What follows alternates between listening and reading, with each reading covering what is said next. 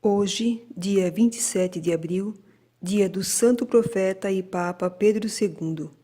Ainda santos no mundo. Escolhe Deus para esse fim, como nos revela São Paulo, os simples e os fracos para confundir os sábios e os fortes no parecer do mundo, para que nenhum mortal se glorie em face de Deus. 1 Coríntios 1, do 27 ao 30. É o caso de Bento da Conceição, que nasceu no dia 19 de fevereiro de 1935, em Rio do Meio, município de Camboriú, Santa Catarina. De origem humilde, filho de Gregório e Ana Petronilha da Conceição. Ficou órfão de pai com apenas 2 anos, onde teve uma vida de pobreza e dificuldades, com seus 8 irmãos, sendo ele o caçula da família. Sua mãe era parteira, mas não cobrava ninguém pelo serviço prestado. Sempre muito caridosa e honesta, deixou o exemplo aos filhos de humildade e desapego dos bens materiais, ficando assim a família numerosa numa total pobreza. Bento saiu de casa aos 16 anos para seguir carreira de músico. Com muito empenho e trabalho conseguiu gravar 3 LPs, na época disco de vinil. Chegando aos 25 anos, casou-se com Ladir de Almeida, com quem teve 10 filhos, sendo esses educados, acima de tudo, no respeito pelas coisas sagradas. Logo no começo de vida morreu o 2º filho, ficando então 9 filhos. Cada filho que nascia, Bento, por sua tão grande fé e gratidão a Deus, levava em Aparecida do Norte para agradecer à Senhora Aparecida ou em São Leopoldo, em quem tinha muita fé no padre João Batista Rois. Era extremamente feliz quando nascia um filho, pois sempre amou muito as crianças. Também tinha muito amor aos seus irmãos e os visitava assiduamente. Em 1965, deixou Itajaí e foi com sua família morar em Joinville. Lá trabalhava como músico de conjunto e radialista. Aos poucos, porém, Nosso Senhor foi-lhe cortando também essas alegrias. Em 1972, quando Bento ia tocar um baile, ouviu uma voz lhe chamando com autoridade, dizendo: Bento, Bento, vem cá. Tirando-o do meio daquele povo, lhe mostrou o inferno, onde vão todos que vivem na vida mundana e adúltera. Sabendo quem era, Bento confessou humildemente que era um pecador. Foi então lavado por 3 vezes com uma água vinda do céu. Bento aceitou o chamado e, com o tempo, cumpriu a promessa de pregar o Evangelho. Então Jesus disse que não lhe seria feito sangue, mas seria muito caluniado, desprezado e humilhado por muitos. Daí em diante começou o seu martírio psicológico. Achavam que estava louco por dizer que falava com Jesus.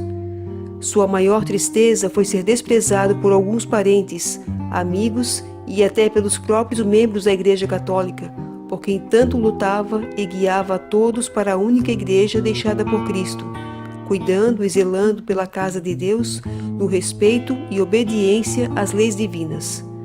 Sua casa era sempre cheia de pobres e doentes que procuravam ajuda e remédio para suas dores, pois Deus também lhe concedeu o dom da cura. Em 1990 foi enviado por Jesus à praia de Itaquaras, Balneário Camboriú, para ficar definitivamente pregando o Evangelho àquele povo que estava se distanciando para o protestantismo. Em 1992, indo com seu filho apanhar umas orquídeas à mata, enquanto descansava debaixo de uma pequena árvore, ali encontrou a palavra de Deus, E assim lhe foi dito: agora tudo o que fizeres terá a minha assinatura, para que saibam e não duvidem de que é comigo que estás falando. Daí em diante começou a viajar com a família, ensinando o povo o caminho certo para chegar a Deus. Foram feitas também muitas conferências, onde o povo, sedento em busca da verdade, ali encontrava a verdadeira vontade de Deus.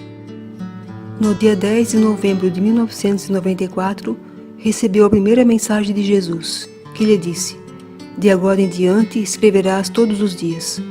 Recebeu mais de 4.000 mensagens celestiais de Jesus, Maria, os anjos e os santos. Em 1993, construiu, com muito sacrifício e esforço, juntamente com seus filhos, a primeira capela em honra a São Pedro. Mas tendo acabado a construção, com a igreja já pronta, o clero da cidade assumiu a direção, mandando-o sair da igreja se continuasse a dar ouvido às mensagens que vinha recebendo.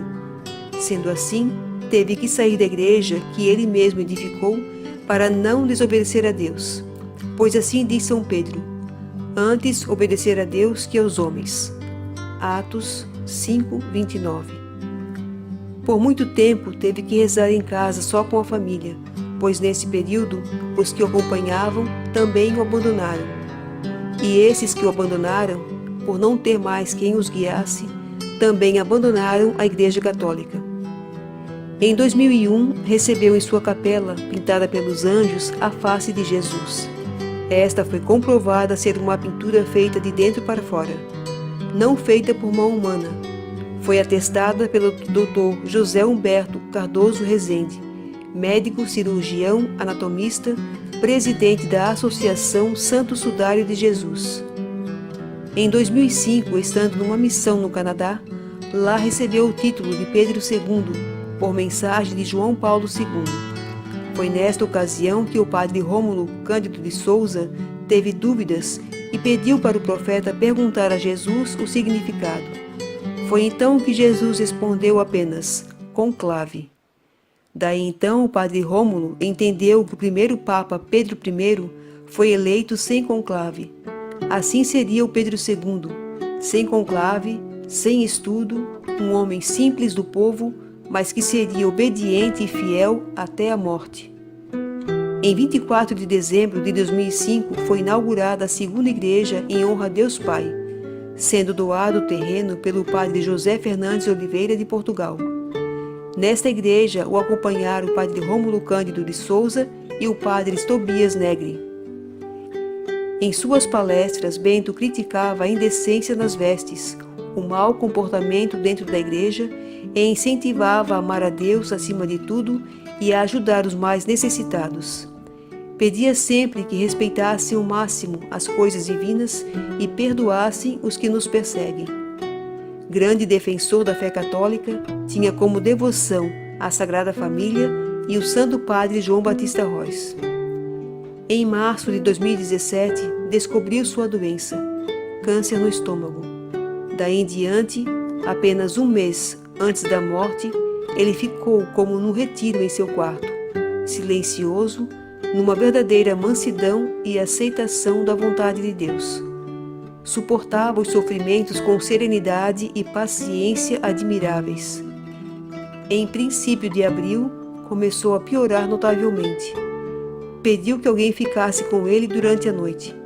Os netos, de 2 em 2, encarregaram-se desta obra de caridade, revezando-se uns aos outros. Estava sempre rodeado por sua esposa, seus filhos, netos, bisnetos e noras. Ele dizia: Jesus me prometeu um presente de Páscoa, estou esperando. O mais belo dia da sua vida não devia ser motivo de lágrimas. Entregou tranquilamente o seu espírito ao Senhor às 6 horas da manhã do dia 27 de abril de 2017, no tempo pascal, como Jesus havia prometido. Tinha 82 anos, sendo 45 dedicado fielmente ao serviço de Deus. Cheio de dias e de merecimentos, dotado do dom da profecia e dos milagres, que ainda depois da sua morte continuaram. Suas últimas palavras foram: sou o porta-voz de Deus. Hoje podemos visitar o seu túmulo embaixo do altar da igreja que ele mesmo edificou, juntamente com o padre Rômulo de Souza, o qual lhe deu durante 10 anos sua grande colaboração para guiar o pequeno rebanho de Deus. O seu lema de vida sempre foi amar e perdoar. Pai misericordioso, que inspirastes ao profeta e Papa Pedro II a um tão grande amor e respeito pelas coisas sagradas, inspirai também a nós uma fé verdadeira a tudo que nos ensinou, para que um dia possamos estar juntos na glória de Deus Pai. Amém. Santo Papa Pedro II, rogai por nós.